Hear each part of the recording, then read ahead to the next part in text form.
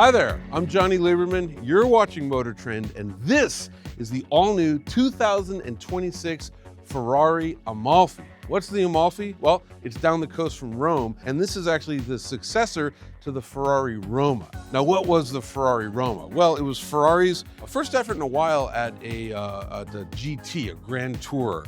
The idea was they were channeling something they called La Nuovo Dolce Vita. Pardon my Italian, but it means the new sweet life. And specifically, they're referencing like the late 1950s, 1960s in Italy, when they had this real renaissance of arts, architecture, industrial design, and of course, car design. And in Ferrari's case, we had some of the most legendary cars of all time.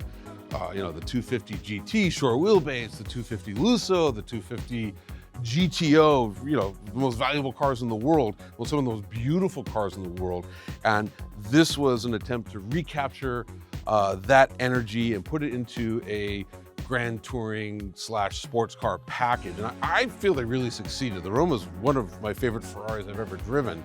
So one of the controversial things about the Roma was the grille. It had this kind of like perforated shark nose thing, and they kind of threw that out and replaced it with this black bar here.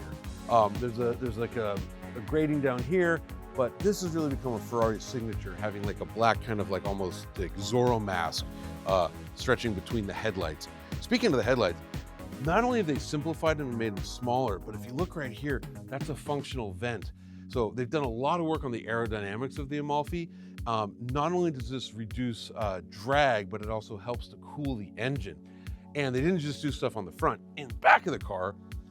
And I think this is actually my favorite part of the Amalfi. Not only does that bar continue where the taillights are hung off of it, the spoiler is active and actually has 3 positions. And when it's in its highest position, it produces something like 240 pounds of downforce at 155 miles an hour. So it is very functional. And they did such a nice job. I really think this is my favorite part of the car. It looks like a cross between a Porsche 928 and a TVR T350. Very space age, but very kind of butch and aggressive. And I just think it looks super, super cool.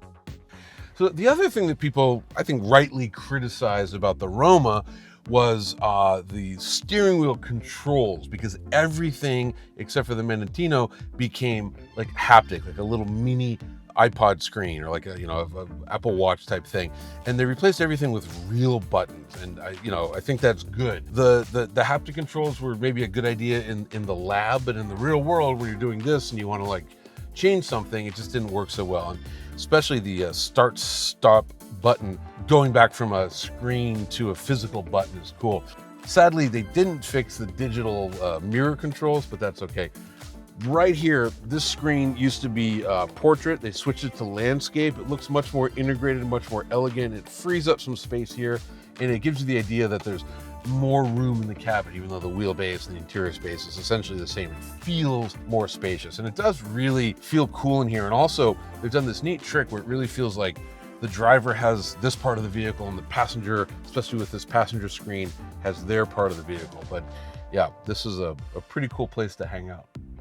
Because it's essentially kind of a mid-cycle refresh plus, they have improved the car in a lot of fundamental ways. One is they gave it more power. Horsepower rises from 611 to 631. Torque stays the same at 561 pound-feet. But the engine is said to rev much more quickly. How did they do that? Better breathing, both intake and exhaust. They lightened the camshafts by almost 3 pounds, which is pretty light.